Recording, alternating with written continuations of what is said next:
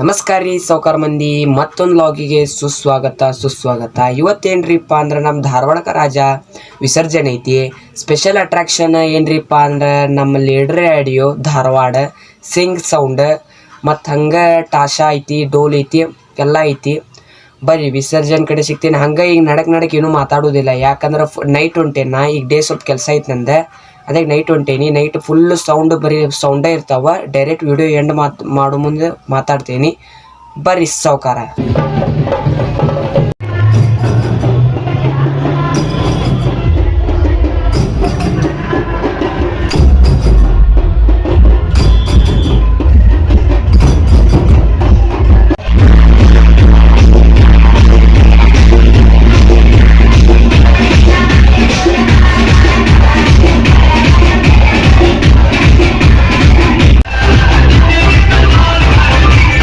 leader sound base line